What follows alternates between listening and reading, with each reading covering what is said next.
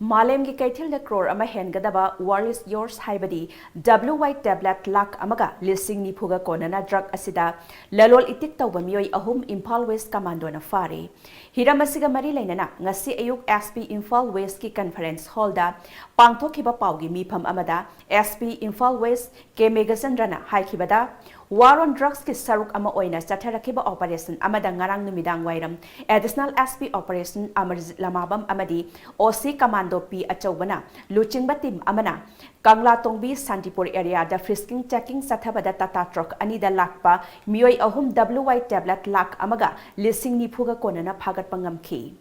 Parba Meeoi sing adude MD Akhan Sahi Kunmari apokpa MD Anwar MD Yunus Elias Achoba Sahi Taramapan apokpa MD Dilif amade MD Mustakin Sahi Kunipan apokpa MD Rahimuddin Kawi Makhoi ahumak kaibung makhale kaidagini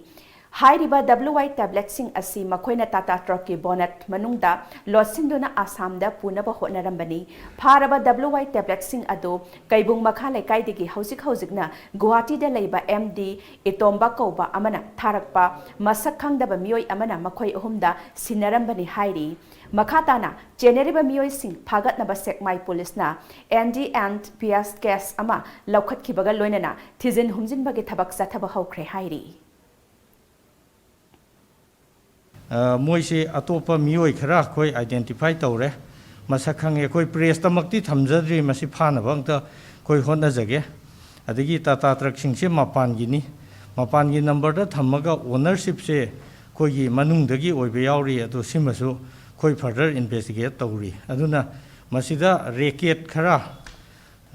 investigation sida magi achauba interstate ki gang gi racket ama khutpu ama madumati khoina khara identify tawre aduna masi yam thuna masi gi singse atopa state ka khusam naraga khoina masi crack tawba ngamni hetana khanjai